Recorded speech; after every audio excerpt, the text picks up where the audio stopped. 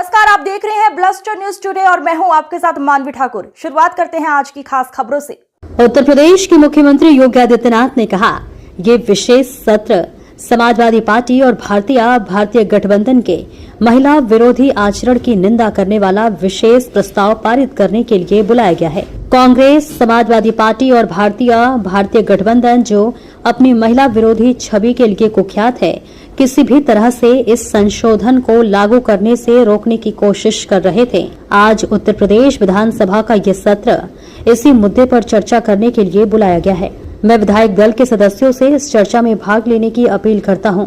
यदि समाजवादी पार्टी और कांग्रेस में नैतिक साहस है तो उन्हें भाग लेना चाहिए और यह बताना चाहिए कि उन्होंने संशोधन विधेयक का विरोध क्यों किया, इसके पीछे उनका मकसद क्या था। यदि उन्हें लगता है कि उनके नेताओं ने गलत किया है तो उन्हें माफी मांगनी चाहिए या इसकी निंदा करते हुए ये प्रस्ताव पारित करना चाहिए।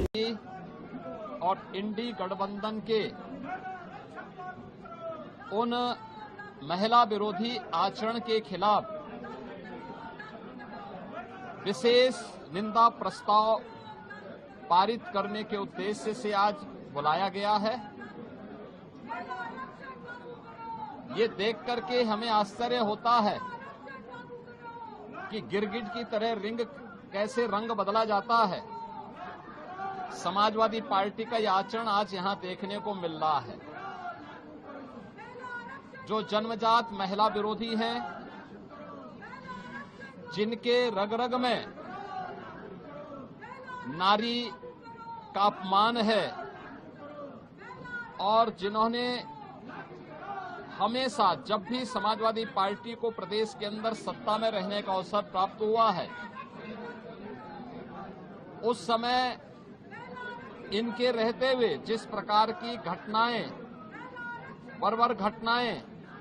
महिला संबंधी अत्याचार और क्रूरता की हदें पार की हैं, वह जग जाहिर है। हर व्यक्ति जानता है कि समाजवादी पार्टी की सरकार के समय स्लोगन ही बन गया था कि देख सफाई बिटिया घबराई। स्टेट गेस्ट हाउस कांड हो या प्रदेश के अंदर अलग अलग समय में इनके नेताओं, इनसे जुड़े हुए पदाधिकारियों और समाजवादी पार्टी और कांग्रेस की महिला विरोधी आचरण को देश पहले ही जानता था। लेकिन इनके पास एक अवसर था अपने मुंह पर लगी हुई उस कालिक से मिटाने के कि नारी शक्ति बंधन अधिनियम के प्रस्तावित संशोधन में ये लोग सहयोग करते, लेकिन इन्होंने वह अवसर भी चूका है और अपनी महिला विरोधी छवि के लिए कुख्यात हो चुकी कांग्रेस, समाजवादी पार्टी और इंडी गठबंधन लगातार इस मुहिम में लगी हैं कि किसी भी स्थिति में यह संशोधन और यह अधिनियम लागू न होने पाए। इसके लिए इन्होंने वे सारे प्रयास किए जिन कारणों से प्रदेश के अंदर या देश के अंदर अव्यवस्था की स्थिति पैदा हो। आज उसी पे चर्चा करने के लिए उत्तर प्रदेश विधानमंडल का यह सदन प्रारंभ किया जा रहा है। इसमें उन सभी मुद्दों पे हम चर्चा करेंगे। एक तरफ प्रधानमंत्री मोदी जी के प्रति आभार व्यक्त करते हुए उनके नेतृत्व में नारी गरिमा की रक्षा के लिए, नारी गरिमा को सम्मानजनक स्थान दिलाने के लिए, नारी स्वावलंबन और सशक्तिकरण के साथ साथ नीति निर्धारण में उनकी सहभागिता किस रूप में भारतीय जनता पार्टी और एनडीए आगे बढ़ा रही है, तो दूसरी तरफ सहबानो प्रकरण से लेकर के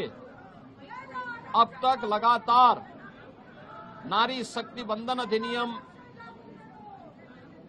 के संशोधन को प्रभावी ढंग से लागू करने और समय के पहले उन्हें आरक्षण की सुविधा का लाभ प्राप्त हो, इसके मार्ग में बाधक बनी Samajwadi party, Congress, DMK, TMC और इनके अन्य सहयोगी दलों को एक्सपोज करने की दृष्टि से इनके समय में कहां पे महिला विरोधी गतिविधियां किस रूप में चलती थी, कैसे आधी आबादी के हक पर ये लोग डकैती डालते थे, इन सब मुद्दों पर भी आज व्यापक चर्चा होगी। मैं अपील करूंगा विधानमंडल दल के सभी माननीय सदस्यों से कि वे इस चर्चा में भाग लें और अगर समाजवादी पार्टी और कांग्रेस में नैतिक साहस है तो वे चर्चा में भी भाग लें। चर्चा में भाग लेने के साथ साथ इस बात का स्पष्टीकरण दें कि उन्होंने संशोधन विधेयक का समर्थन क्यों किया, उसके विरोध के पीछे का उद्देश्य, जो नारी शक्ति बंधन अधिनियम संशोधन विधेयक का विरोध करने के पीछे की उनकी मंशा क्या थी,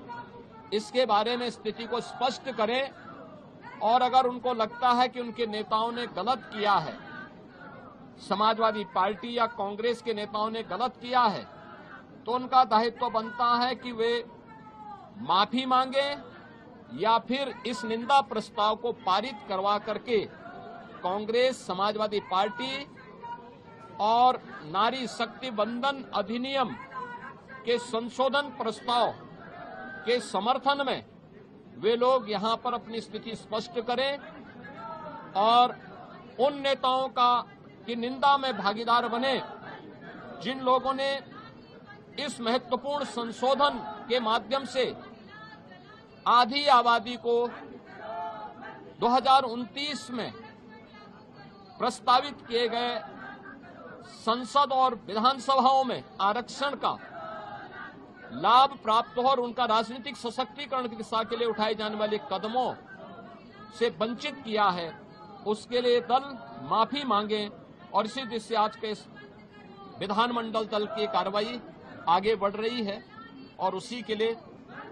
विधानमंडल दल के कार्यक्रम में भाग लेने के लिए एक दिवसीय विशेष सत्र में भाग लेने के लिए आने वाले सभी सदस्यों का मैं हृदय से स्वागत करता हूं। धन्यवाद।